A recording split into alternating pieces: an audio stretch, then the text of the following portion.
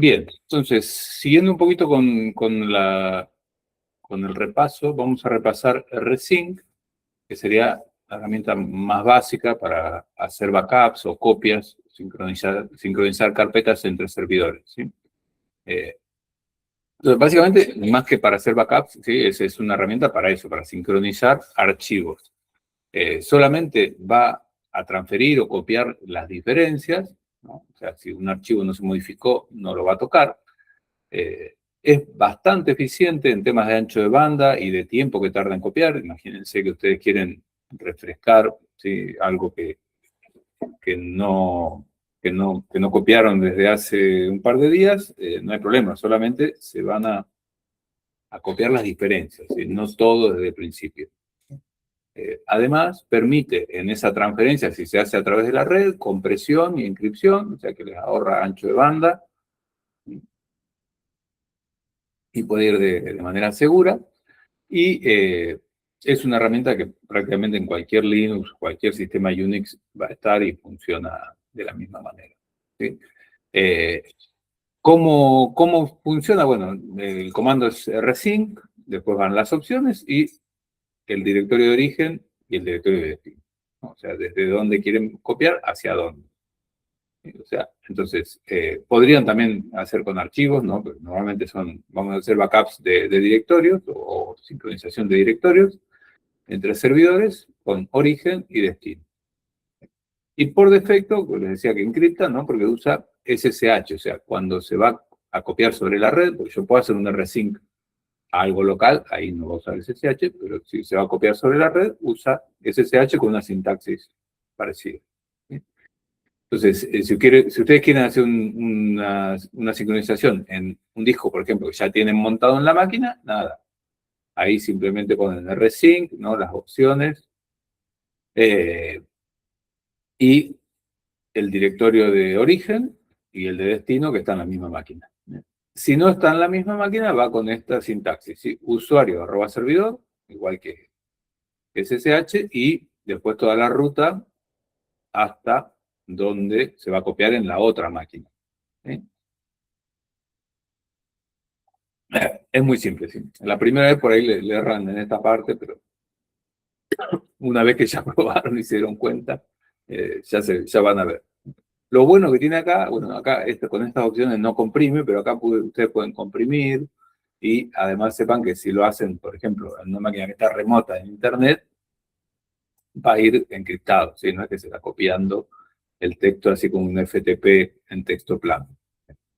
Por ahí para la red local lo de comprimir no tiene mucho sentido, pero en Internet, créanme que se nota la diferencia si es texto, lo que están enviando se puede comprimir, bueno, se van a ahorrar bastante tiempo. Las opciones esas que veíamos ahí, ¿no? Guión A es el modo de archivo. Modo de archivo significa que preserva todos los permisos, los usuarios y todos que crearon el archivo, ¿sí? La hora de creación, la última modificación, todo eso lo va a copiar tal cual. Por eso es una herramienta de sincronización, o sea, se envía exactamente igual. Eso está bueno también, si ustedes quieren, por ejemplo, tienen un servidor viejo y lo quieren pasar a uno nuevo, ustedes copian todo con rsync y les va a pasar todo, con permisos, con todo, y va a funcionar exactamente igual en el nuevo que como lo tenía en el antiguo. O de un servidor físico lo quieren pasar a una máquina virtual, algo así. Lo he usado varias veces el rsync. Guión B, simplemente para que les muestre más cosas por la terminal, ¿no? De lo que está haciendo. Guión Z, como les decía, permite comprimir, que en una red local va a ser más lo que tarda la CPU en comprimir que lo que les ahorra, pero si están limitados en ancho de banda, el guión Z les permite ahorrarse bastante tiempo de transmisión, básicamente. Guión P permite mantener el progreso y aparte hacer un resume. ¿Sí? ¿Qué quiere decir esto? Que si va por la mitad y por lo que sea se le corta, porque se corta la red, se apaga la máquina, lo que sea, ustedes lo vuelven a lanzar y retoma por donde iba. Eso es muy importante, ¿sí? Sobre todo si tienen archivos grandes que se quedan por la mitad y eso, bueno, les va a ahorrar bastante tiempo de retomar por donde está. Este también es interesante, que es el --delete. Esto es lo que hace porque en realidad el rsync lo que trata es de sincronizar el origen con el destino, ¿no? O sea, trata siempre de que el destino sea igual que el origen. Ahora, ¿qué pasa? Si yo estoy haciendo un backup, muchas veces no quiero que se borre algo que se borró en el origen, no quiero que se borre en el destino porque quiero mantenerlo ahí como backup. Pero claro, si yo hago eso todo el tiempo, no estoy sincronizando primero que nada y segundo, me puede quedar el disco lleno de versiones antiguas o de archivos antiguos que se han ido borrando. Entonces, el --delete hace que se eliminen los archivos que no hay en el destino. Y bueno, y también tenemos una opción que es --dry run o -n, que no hace nada, digamos que solamente me muestra lo que haría. Eso está bueno también a veces cuando no estamos muy seguros de lo que estamos haciendo, sobre todo con el --delete, hagan primero un dry run y les va a decir, voy a borrar esto, voy a hacer esto, voy a mandar aquello, etcétera, etcétera. Entonces, nada, simplemente, porque si quieren comprimir y con la posibilidad de retomar con progreso, ¿no? Tendrían que poner así, --ABZ_P mayúscula, el origen y el servidor a donde lo mando. ¿Sí? Y para simular antes de ejecutar, nada, con el -n, añadiéndole el -n, les va a dar líneas así, voy a hacer esto, voy a hacer aquello, Les pueden revisar y si les parece bien lo que va a hacer, ya le sacan la n, lo vuelven a ejecutar y ya lo hacen. Si quieren entonces sincronizar los directorios completos, ¿sí? Total, con el --delete, esto para que borre, ¿no? Los que no corresponden, nada, simplemente eso, --AB de un directorio a otro montado o algo así. Pueden también decirle que solamente incluya cierto tipo de archivos, ¿no? Como en este caso, los asteriscos TXT, los asteriscos PDF, y que todo el resto no lo incluya, digamos, lo excluya. Pueden hacer ese tipo de copias. Y también pueden excluir directorios específicos, ¿no? Cuando hacen proyectos en Node, por ejemplo, que es JavaScript, pueden excluir el Node módulos, que es es un directorio donde se van bajando un montón de módulos y demás, quedan ahí y suelen ocupar muchísimo espacio. Entonces, eso normalmente se saca. Se saca también en el git ignore, ¿no? En todo eso se saca este directorio. Entonces, rsync les da herramientas para hacer todo esto. Como les decía, rsync usa SSH por debajo, entonces si por ejemplo tenemos una clave, para que no me pregunte, sino acá si no tuviéramos, me pediría la clave del usuario, ¿sí? Para arrancar, pero si lo queremos hacer en modo desconectado, por decir, queremos hacer un backup que se haga todos los días y demás, tenemos que intercambiar las claves o le podemos especificar la clave para usar para que se conecte. Si queremos cambiar el puerto, porque no está en el puerto estándar de SSH, también lo podemos especificar. Bueno, y también podemos preservar las timestamps y demás, ¿sí? Con SSH. Y siguiendo un poquito con lo que habíamos visto, ¿no? En Bash lo podemos usar para hacer un backup. Siempre recuerden las buenas prácticas, ¿no? Tener un registro de todo y en lugar de guardar en un archivo local, lo que hacemos acá es hacemos un backup a otra máquina. Así con rsync, -AB, borramos lo que se haya cambiado, usamos el log file, que lo definimos antes, origen y destino, y si se ejecuta correctamente, dice log backup completo, y si no se puede ejecutar por lo que sea, error, el backup falló, muestra también rsync falló, manda un mail.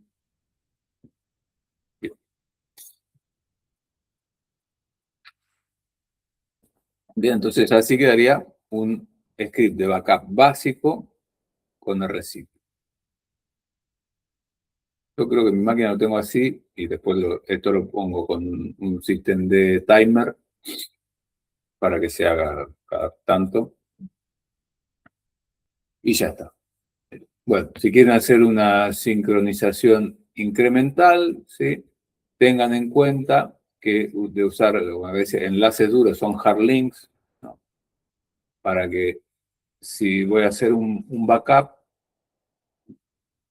me quede un hard link y no copie de vuelta algo que ya existe, ¿sí? Entonces, voy haciendo solamente el incremento, ¿sí? O sea, solo lo que se modificó desde la última vez que hice un backup, ¿sí? Después, igual vamos a tener una clase específica de backups y ahí ya les cuento bien qué son los backups completos, los incrementales, los diferenciales, ¿sí? En este caso, simplemente vamos a guardar lo nuevo, ¿sí? Lo nuevo desde el último backup que hicimos. Y todo lo que ya existía, en realidad va a ser un hard link a lo que ya tenía en backup. Bien. Entonces, con rsync puedo yo hacer backups incrementales, y no siempre totales de todo lo que tengo. Bueno, entonces, caso típico de uso, bueno, backup de servidor a servidor, sincronizar directorios, migrar sitios web o servidores en general. Se podría llegar a replicar base de datos, pero hay que tener cuidado porque si el motor de base de datos está en funcionamiento, bueno, puede que escriba por la mitad y la base de datos termine en un estado corrupto, ¿no? Entonces, ahí hay que parar el motor de base de datos y después hacer la copia con rsync y nada, ¿sí? Todo lo que sea sincronizar máquinas lo podemos trabajar con rsync. Piensen que por defecto copia todo tal cual, o sea, con los mismos permisos, con los mismos dueños de los archivos, con la hora de creación, etcétera, etcétera. Y como les decía, no es la única herramienta, yo creo que las he usado todas en su momento, pero sí que es de la más fácil de usar y la más eficiente. Está en casi todas las distros, igual que SSH y SCP. Lo que pasa es que SCP no tiene esta capacidad de ver las diferencias, ¿no? Y transmitir o copiar solamente las diferencias. Yo uso SCP, sobrescribe, ¿no?, lo que había en el otro, pero lo vuelve a mandar. Entonces tengan en cuenta que siempre el SCP va a tardar más. La primera vez van a ser iguales rsync y SCP, pero como rsync después tiene la capacidad de mandar solo lo que cambió, y SCP no, SCP va a copiar todo. Bueno, después hay otras herramientas como Rediff Backup, Boop. Estas herramientas son más específicas y por ahí un poquito más difícil de usar, o usan más recursos en la máquina. Ya les digo, la próxima clase vamos a tener una específica de backups y vamos a ver herramientas más avanzadas con interfaz gráfica y demás, porque la verdad que para manejar backups, así es todo así, por línea de comando se hace difícil. Ahí ya conviene tratar de buscar herramientas más avanzadas que muestran los backups, dónde están las fechas que permiten ir recuperando de forma total o parcial. Por ejemplo, podrían recuperar un archivo solo. Entonces, hay cosas más interesantes. Bien. ¿Alguna duda o consulta sobre rsync? ¿Entienden para qué sirve? Sí, profe. Por ahora ninguna duda. Bueno, esta es otra cosa que pues, podrían ustedes hacer un trabajo final. Obviamente que no me hagan un trabajo final que sea solamente rsync, pero sí podrían hacer algo un poco más avanzado usando rsync como base, algunos scripts o con alguna interfaz gráfica, con alguna conexión, por ejemplo, para que cuando está haciendo los backups mande notificaciones a Discord, a Telegram. Esas cosas se pueden hacer. Integrando con Python o con Bash, podría llegar a ser. Bien, entonces vamos a pasar ahora a lo que se hace o lo que podemos hacer hoy en día.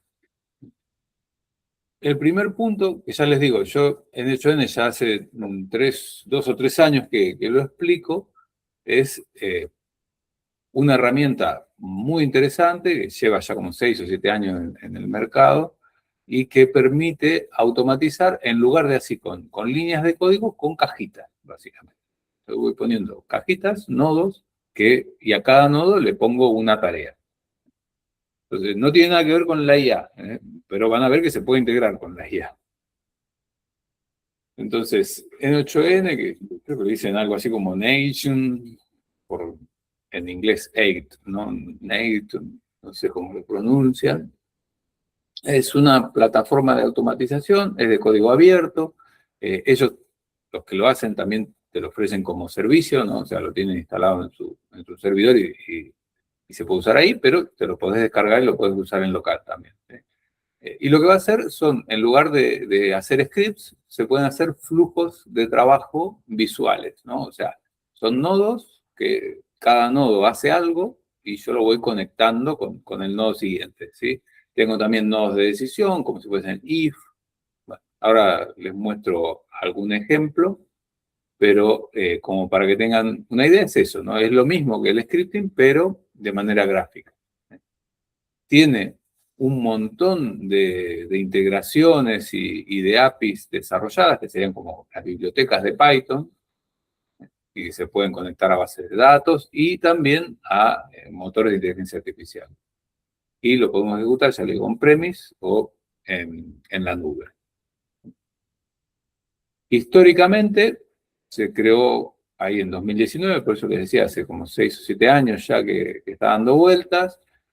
Lo desarrolló el flaco este como algo personal, pero después ya tomó otra envergadura porque creció muy rápido, porque a los usuarios les interesó un montón lo que se podía hacer. Bueno, es bastante famoso en GitHub, no llega a OpenCloud y demás, pero es bastante famoso y tiene una comunidad activa de desarrolladores. Todavía hoy, ¿sí? No es que esto murió porque salieron otras herramientas, ¿no? Pero todavía hoy existe, aunque ya vamos a ver que hay otras herramientas que no sé si superadoras, pero bueno, que son las que están más de moda hoy en día.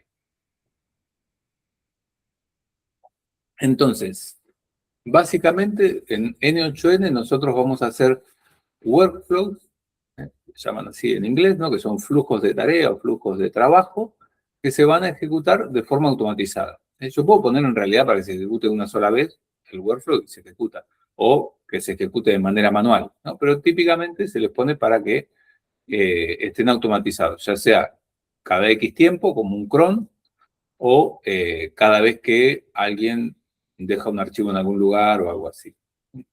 Esos workflows están compuestos de nodos o nodes en inglés, ¿sí?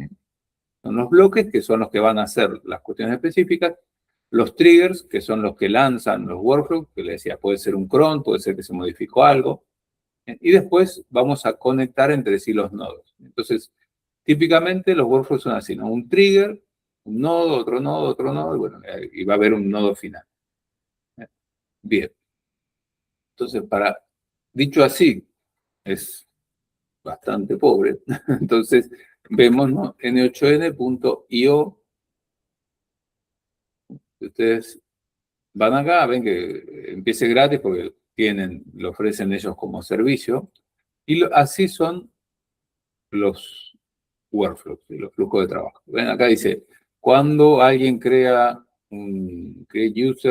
cuando alguien manda un formulario para crear un usuario, fíjense que acá ya ahora, antes no existía esto, pero hace 2 o 3 años ya está el nodo del agente de inteligencia artificial que usa Anthropic como modelo de Anthropic, que tiene la memoria guardada en Postgre, una base de datos, ¿sí? O sea, la memoria quiere decir que ya hay datos que se le van a pasar también al modelo del LLM para que haga las cosas, ¿sí? Y bueno, también usa herramientas como este Microsoft Entra Direct, no sé qué será, y Jira, ¿no? Entonces, acá lee este documento que se le pasó para crear el usuario y se fija, ¿es un manager o no es un manager? Si es un manager, entonces lo añade a un canal de Slack. Slack es como un WhatsApp.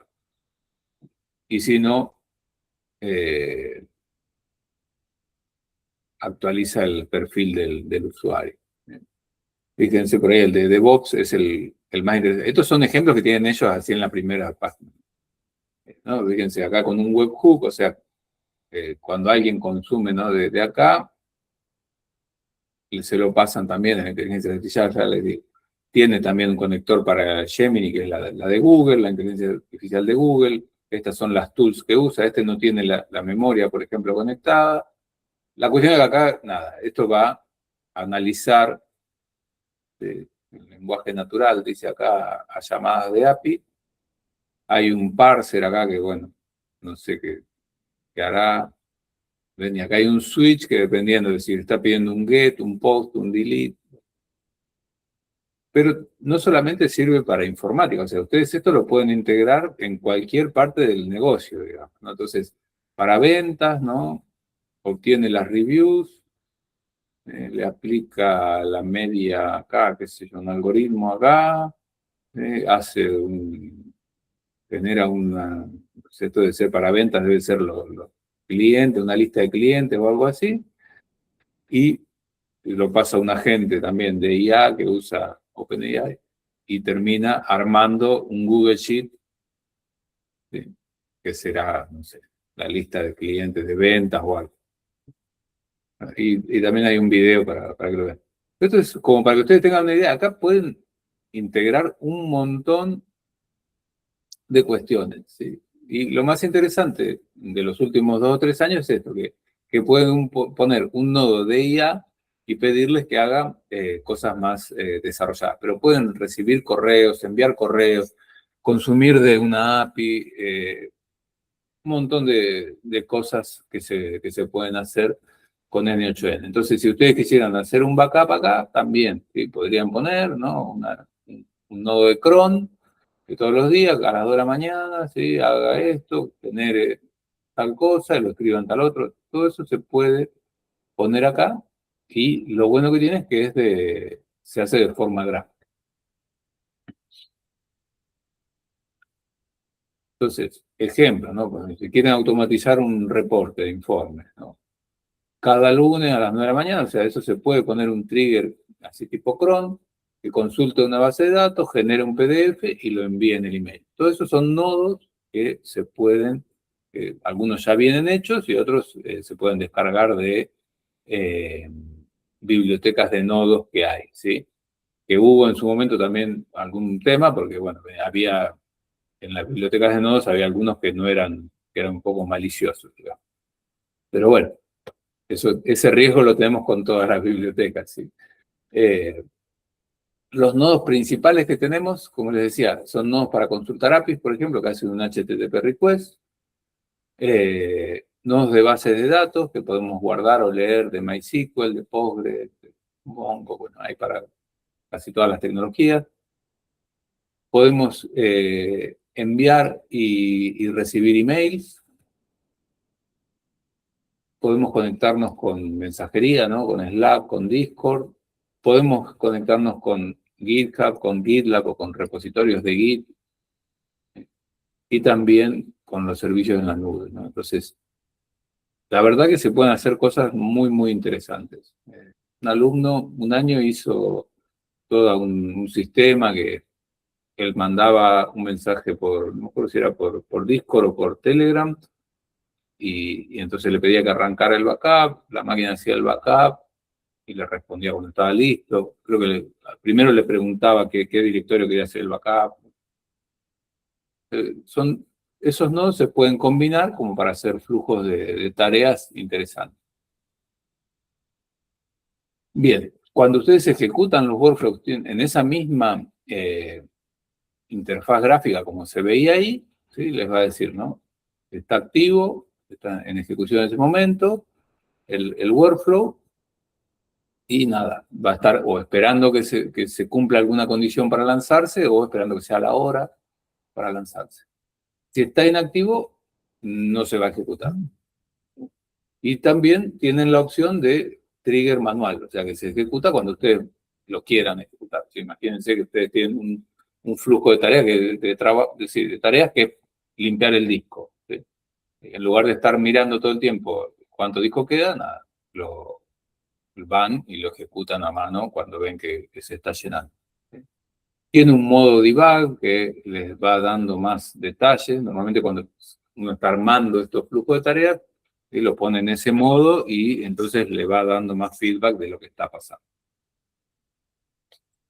Y como les decía, hace 2 o 3 años, bueno, lo más interesante es que permiten nodos para conexión con IA, tienen para casi todos los motores, incluso para Olama, ¿no? Para correr en local.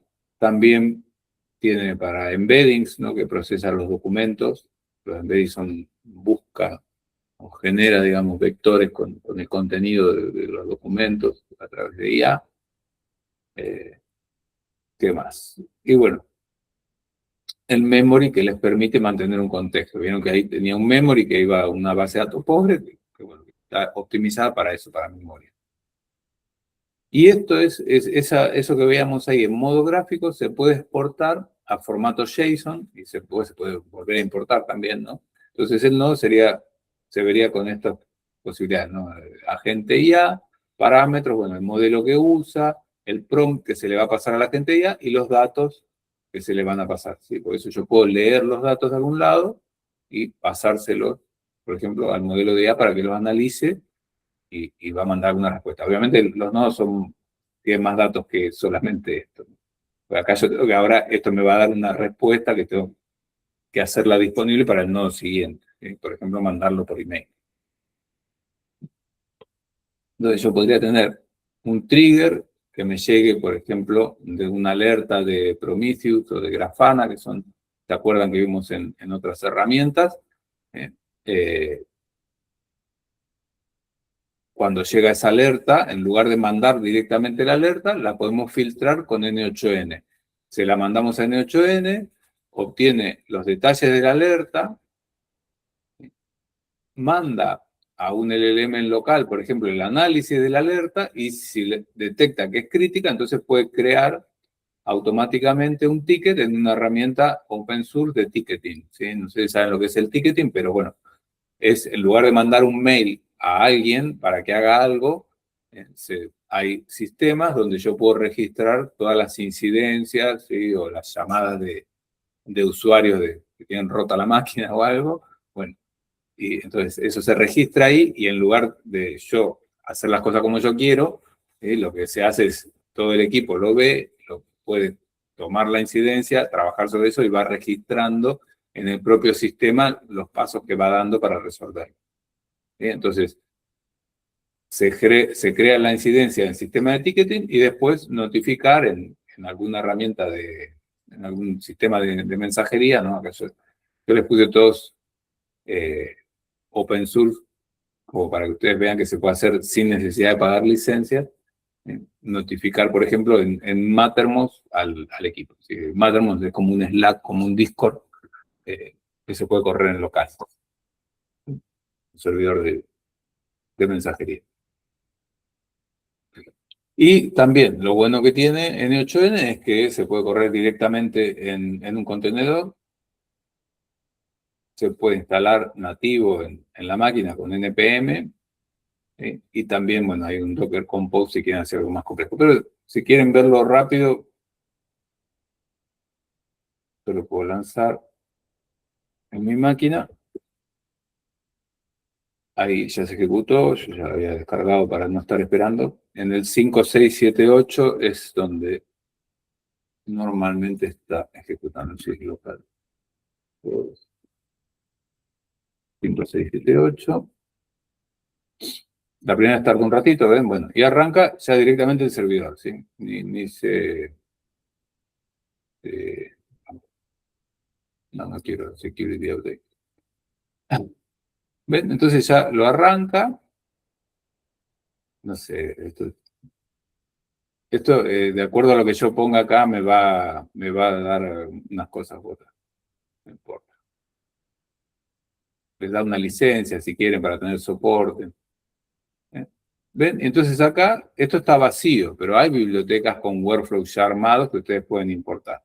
Ustedes ponen acá, ven, build the workflow, añadir un paso. Este es el paso de trigger manual y este es mandar automáticamente. ¿Ven? Y yo le digo acá, más. Entonces, ¿qué quiero hacer? Entonces, bueno, la IA. Poner un agente de IA. Entonces, y acá les muestra, ¿no? La entrada que viene, bueno, nada, porque es el nodo anterior solamente era un trigger, ¿sí? Entonces, bueno, esta es la entrada, que no viene nada del otro. Acá ustedes le ponen lo que quieren hacer. En las settings le tendrán, bueno, acá tienen que poner el modelo. Y así, van añadiendo cosas. Bueno, esto obviamente que no va a funcionar porque dice cualquier cosa, ¿no? Pero van añadiendo nodos y nodos y en un momento pueden darle acá ejecutar, que va a dar error, obviamente, ¿sí? Porque no le definí nada. ¿Ven? Y acá tienen todos los modelos de IA que soporta, no Llama, con credenciales, etcétera, etcétera. La memoria, si quisieran una memoria, ¿ven? Este es como el que estaba ahí en el Yuki. Ven que es rapidísimo de usar y bueno, obviamente que hacer algo bien lleva un tiempo. Esto es cualquier cosa. Pero, a ver, me quedo acá. Pero lo más interesante es que ustedes pueden importar workflows que ya están hechos y modificarlos solamente. Entonces, esto está corriendo en mi máquina, ¿sí? Y si yo esto lo dejara en funcionamiento, lo intentaría hacer todos los días. Obviamente no va a funcionar porque está mal hecho esto. Porque, estoy pegando cosas así, no dice nada, ¿no? Pero acá ustedes pueden poner cuando se recibe un email, ¿sí? Que haga tal cosa, tal otra, y manda una respuesta. Bien. Vamos a pararlo porque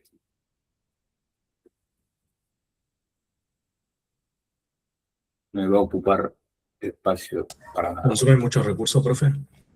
¿Eh? No, ¿Consume muchos recursos? no, cuando así con pocos workflows y cosas, no. No, porque en realidad es un frontend para un script. O sea, atrás hay un JSON con eso, que lo va leyendo y lo va haciendo los puntos. Obviamente que si yo uso un Olama en local, ahí sí va a ocupar un montón de recursos porque va a contactar al modelo de inteligencia artificial, pero si no es como un intérprete para script. Claro. No, en una máquina con 8 gigas va a andar bien. Bien, bueno, cuestión de buenas prácticas. Vieron que ahí arriba decía credenciales, o sea, usen variables de entorno, o sea, no hay que hardcodearlas a mano a las credenciales, a las claves para la inteligencia artificial, etcétera, etcétera. ¿No? Si van a leer emails, usuario clave, todo eso, se pueden poner en variables de entorno para que no estén públicas para todos los usuarios. En cada nodo podemos poner el manejo de errores y el log.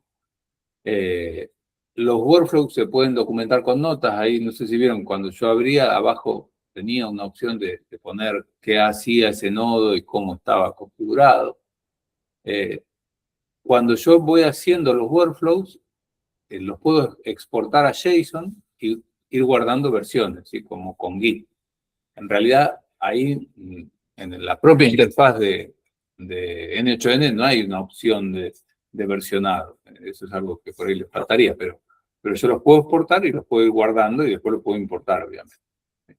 Y obviamente esto es como cualquier script. En algún momento yo tengo que entrar y ver si está en funcionamiento, si está dando error algo, ¿no?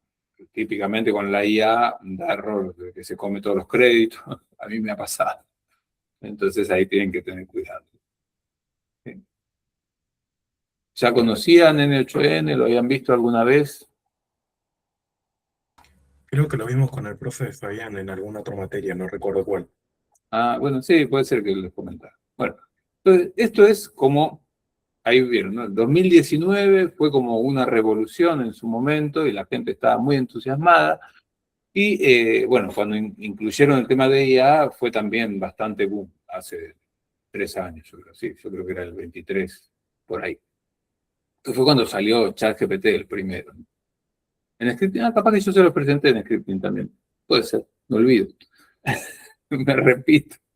Este, sí, puede ser que les haya comentado, es verdad. Sí, no recuerdo si fue Fabián o fuiste vos, Rami. Capaz que fui yo. Sí, Bueno, puede qué ser. sé yo. Este, Mauro dice que lo estuvo probando con la IA. Tiene que ver cómo segmentar mejor. Pues claro, ese es el problema. Sobre todo si hay bucles, ¿no? Porque a veces uno puede hacer un bucle para que revise y demás. Y sobre todo cuando uno está editando, que por ahí lo ejecuta y lo vuelve a ejecutar y lo vuelve a ejecutar, a la cuarta vez que lo ejecutaste te comiste todos los tokens, ¿sí? Entonces por ahí conviene hacer las pruebas con una IA local y recién cuando lo vas a pasar a producción consumir los tokens de verdad de, de un modelo en la nube, ¿no? Pero bueno, sí, es interesante. Pero bueno, esto, así como se los muestro, hoy en día ha sido superado desde mi punto de vista con el tema de los agentes, ¿sí?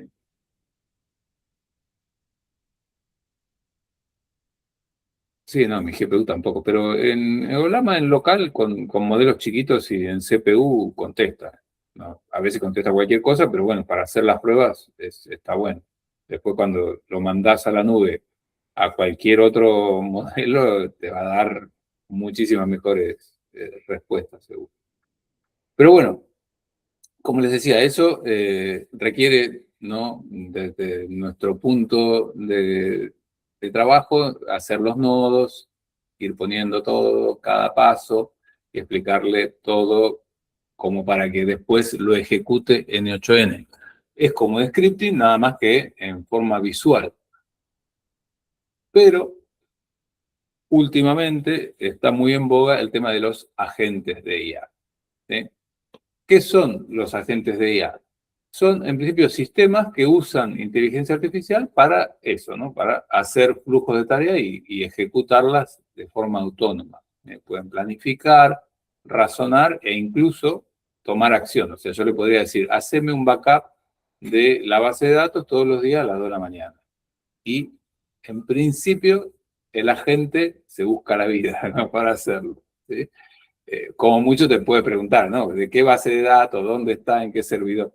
Pero en principio el agente de IA ya lo puede hacer, ¿tá? Hay herramientas que son más básicas, como este OpenCode que les mostré, que son más básicas, ¿no?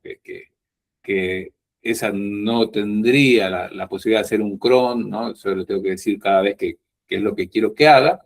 Y después hay otros que no, que están en funcionamiento como N8N y que yo le digo todos los días a las 2 de la mañana y como eso queda en funcionamiento ese agente, lo va a ejecutar todos los días a las 2 de la mañana, ¿sí? Entonces, además del LLM, digamos, del modelo de lenguaje, necesita herramientas que le permitan interactuar con la máquina. Incluso hoy en día ya hay agentes que permiten usar más de un LLM y ir como disparando pequeños agentitos, ¿sí? Para que cada uno haga una cosa distinta. Se tienen que hacer varias en paralelo. Y no solamente se usan para administrar sistemas, obviamente que uno lo puede hacer a cualquier cosa, para redactar, para programar, ¿sí? Eh, bien, entonces, los dos más famosos que hay ahora, que obviamente no son los únicos ni fueron los primeros, eh, son OpenClaw, que se llama así. Es un proyecto de código abierto, que el flaco lo llamó como 10 formas distintas, ¿no? Moldbot, no me acuerdo, tuvo varios nombres. El principio, que era más parecido a CloudBot, lo tuvo que sacar porque Anthropic no lo dejó. Pero bueno, ¿sí? Es de código abierto. El pibe ahora trabaja para OpenAI, pero lo mantiene a este proyecto como un proyecto paralelo abierto.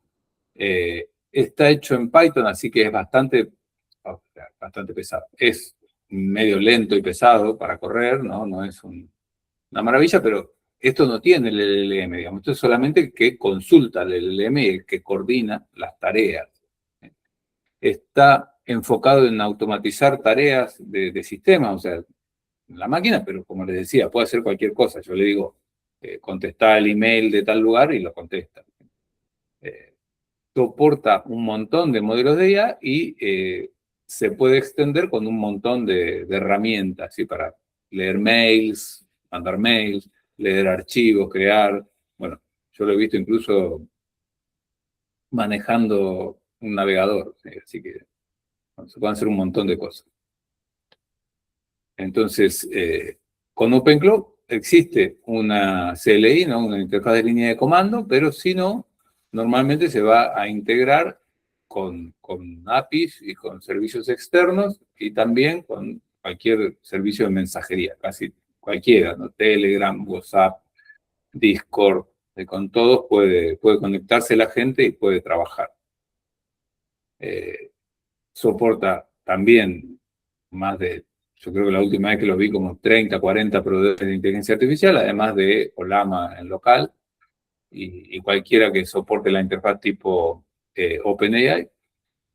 Y nada, trae también ya herramientas para administración de sistemas, trae algunas ya que permiten eso, ¿no? Permiten conectarse, leer archivos, generar backups, arrancar o parar base de datos. Y también les va a generar scripts y les va a permitir automatizar tareas. Específicamente para administración de sistemas, lo podemos usar, por ejemplo, para que lea los logs y detecte anomalías y nos avise, ¿no? De manera periódica o de manera puntual, para que gestione tickets de soporte, esto que les decía. Normalmente hay sistemas donde se registran las incidencias y le podemos decir que lea del sistema, que la gestione, incluso que responda, que genere documentación, también está bueno. Yo puedo decirle, mirá, con estas tareas que se cerraron hoy, generame la documentación de lo que hice durante el día, o con esta tarea que terminó el equipo hoy, generame toda la documentación asociada, qué sé yo.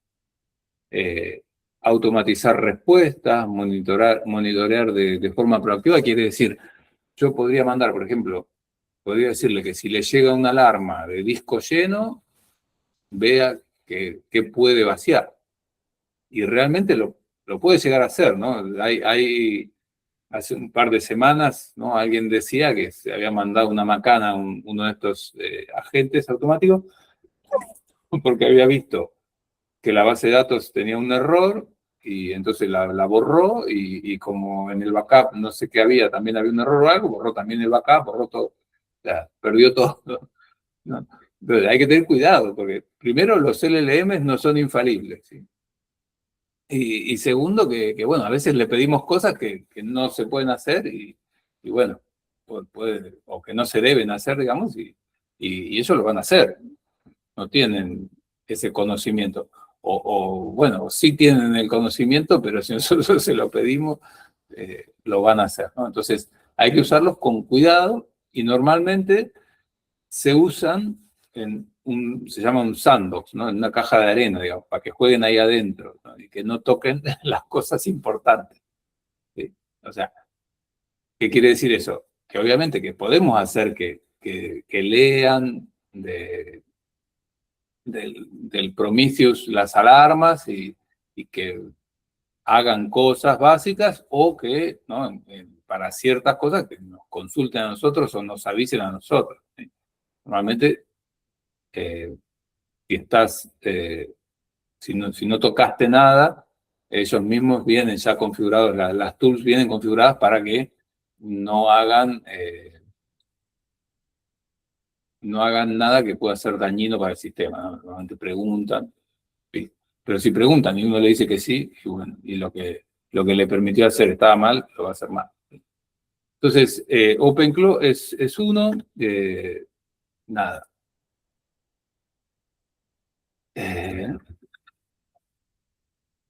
Tiene su propia página web, también está en GitHub, se instalan bastante fácil, así con una línea, obviamente que tiene que ser una máquina que lo soporte.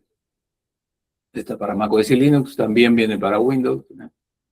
Necesita que esté Python y algunas bibliotecas que va a ir descargando. Y lo que van a necesitar, obviamente, es una licencia de un LLM o un LLM local. Ven que estos son todos los canales que soporta hoy en día, maneja los navegadores también, se puede meter con Gmail, con GitHub. Yo lo dejé de usar porque me cambié a otro, pero ahora les voy a contar, ¿sí? Y en GitHub está, obviamente, como es open source, acá está el proyecto de OpenClaw completo. Fíjense que le decía, como 20.000 estrellas tenía N8N, este tiene 375.000. O sea, hay mucha más gente que es como lo que está de moda ahora. Está hecho en TypeScript, no en Python. Yo pensaba que era Python. Bueno, pero es un script, es un lenguaje de scripting, no es compilado. ¿Sí? Y acá, lo mismo que con N8N. O sea, lo que pasa con esto es que cada vez que va a hacer algo, adjunta todo lo que habló hasta ese momento, ¿no? Entonces tiene como mucho contexto. Y todo ese contexto consume tokens en el LLM, ¿no? Entonces, esto usa tokens a patadas. Se quedan sin tokens enseguida. Si tienen la gratuita, se quedan sin tokens enseguida. Y si tienen la de pago, le va a consumir un montón de plata por mes. ¿Sí? Están buenos, pero tienen ese detallecito.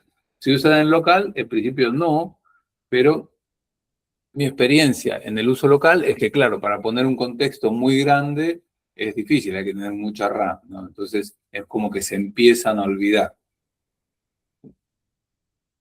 Pero bueno.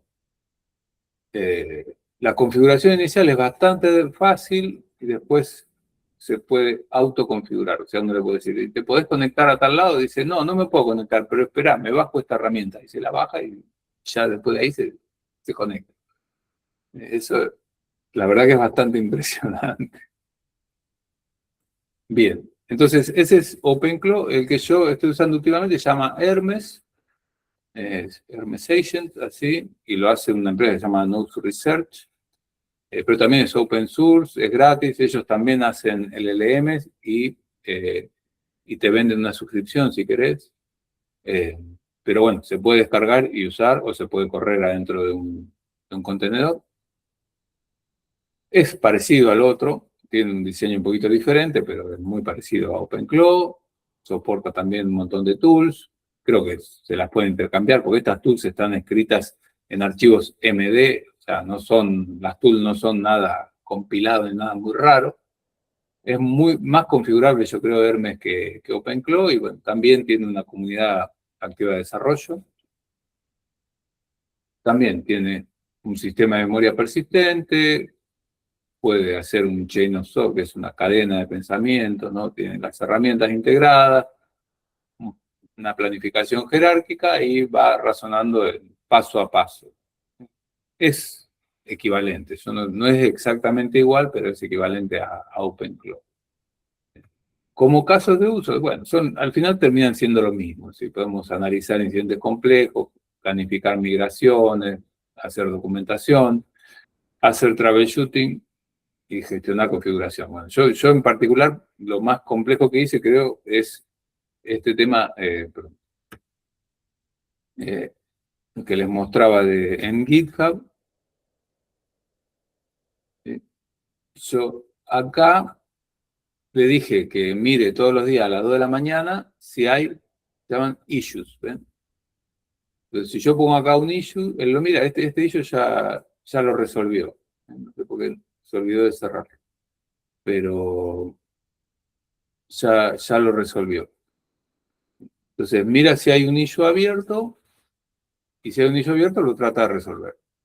Yo acá le dije agregar memoria total y disponible. Entonces, lo resolvió y se puede ver, esto es de hace 3 semanas y acá está por acá está el commit.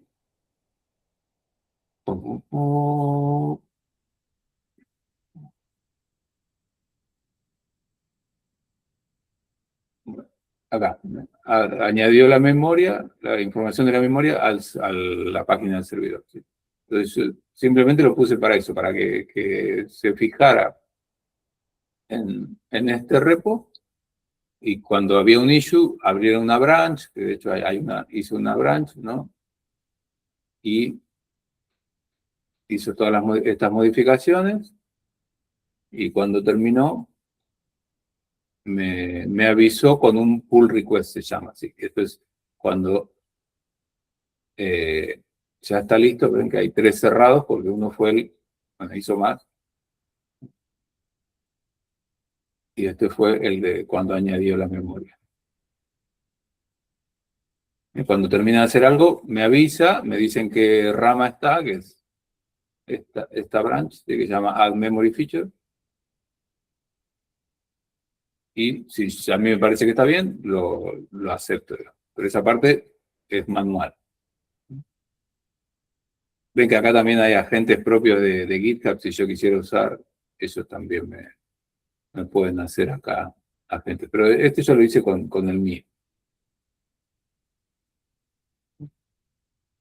En que esta la Add Memory Feature es la que hizo, bueno, Update Docs, esta fue otra branch que hizo para actualizar la documentación. Bueno, o sea, lo bueno de esto es que yo no tuve más que decirle, o se le puede decir por audio, o se le puede decir por texto, que haga eso. Y él ya está, él se autoconfigura para hacer eso. Y me fue diciendo, a ver, bueno, entonces voy a necesitar que me generes un token en GitHub. Ustedes van a su configuración y acá generan un token y me dice con tal y tal permiso para que yo pueda leer y para que yo pueda aportar, todo. O sea, el propio agente te dice cómo configurar o lo que necesita y se autoconfigura. Esto mismo, en N8N yo tendría que haber puesto el nodo de conexión a GitHub, buscar la documentación de cómo se configura ese nodo, ver, bueno, es mucho más tiempo. ¿Sí? Acá simplemente con lenguaje natural yo le fui pidiendo y él se autoconfiguró, digamos, y me fue diciendo lo que necesitaba para configurarse. ¿Sí? Entonces, como para usarlos así para automatización y administración, los dos agentes se pueden usar. Los dos se conectan a APIs, tienen herramientas, pueden crear y ejecutar scripts. Esto también es bastante interesante. Ustedes le dicen, bueno, fíjate que necesito que todos los días hagas un backup de tal a tal cosa. Y se va a poner automáticamente a hacer un script, ¿sí? O en Python o en Bash, depende de lo que le pinte ese día al LLM. ¿Sí? Se pone a hacerlo y se guarda ese script y te dice, ya tengo este script. Y usted dice, bueno, ahora ejecutarlo todos los días a las 2 de la mañana. Y se queda esperando para ejecutarlo todos los días a las 2 de la mañana. Pueden interactuar obviamente con sistemas de monitoreo y lo más interesante es que también, una vez que los conectamos con Telegram, Discord, WhatsApp o lo que sea, ya están conectados ahí y nos van a avisar por ahí y nos van a escuchar también por ahí. ¿Sí? Por ahí le podemos, por esos canales de comunicación le podemos decir. Típicamente se puede conectar a más de uno. ¿Sí? Emails también leen y mandan. Como buenas prácticas, como les decía, no los dejen que hagan tareas críticas, o sea, no les dejen borrar backups y así. Normalmente tienen que decirle, ojo, avísame antes de... y la mayoría viene ya configurado por defecto para preguntar antes de hacer, sobre todo borrar o modificar archivos, preguntan. Pero claro, uno puede decirle, no, ya la próxima vez no me preguntes más, porque estoy cansado de que me preguntes si puedo borrar.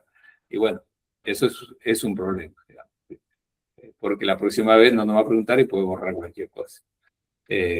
Usen también esos permisos limitados. Si van a ejecutar el agente, ejecútenlo en una máquina aparte o en un contenedor aparte, con acceso limitado a la máquina.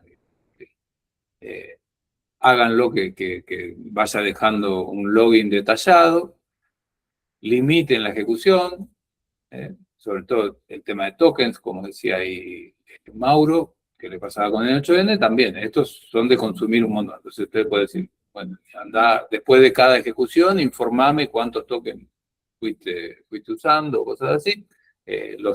Cuando ustedes se conectan a un LLM, le pueden preguntar también cómo va el consumo. ¿Sí? O sea, les puede ir diciendo el LLM cómo va el consumo.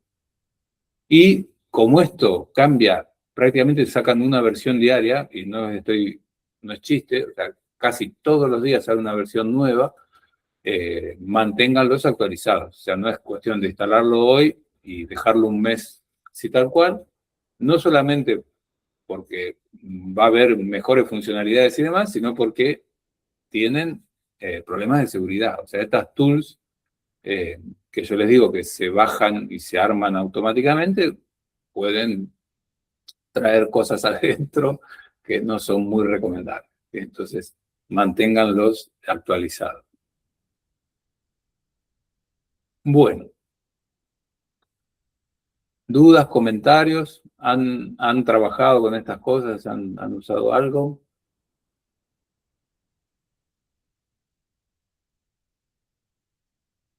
¿No? Bueno, hay un montón, ¿sí? No son los únicos. Por ejemplo, como les decía, OpenClaw está hecho ¿cómo se llama? Está hecho en TypeScript, ¿no? Que es un lenguaje de scripting. Pero, por ejemplo, está este PicoClaw que es más chiquitito y este está hecho en Rust, creo recordar, o en Go, no, en Go. Eh, y hay, pero de estos así que se llaman algo Claw, hay un montón. Este lo que tiene bueno, porque este está hecho para ejecutarse en ESP32, o sea, en CPU chiquititas. Esto creo que lo hace una empresa china que hace... bueno, pero esto se puede ejecutar, si lo ejecutan en un contenedor no les va a sacar nada de memoria. Ven que está hecho para esto, para ejecutarse en estos aparatitos chiquitos. Obviamente no el LLM, ¿no? Acá está solamente la gente, digamos, que se consulta al LLM por fuera. O sea que si les interesa hacer algo con esto, acá está la comparación, ¿no? De OpenClaw usa 1 GB de RAM para arrancar y este otro puede correr en menos de 10 megas y bootea en un segundo. Este lo usé un tiempo, después me aburrí. Pero para las cosas básicas andan bien. Para mí Hermes es bastante más... Ah, y Hermes no les mostré, pero Hermes 6 es bastante más potente. También se instala así en una sola línea, si quieren. Y como les decía, pueden sacar un usuario y usar los LLMs de ellos, pero les piden una tarjeta de crédito para poder usar. Así que no se los recomiendo. Y después hay otros con tema de agentes.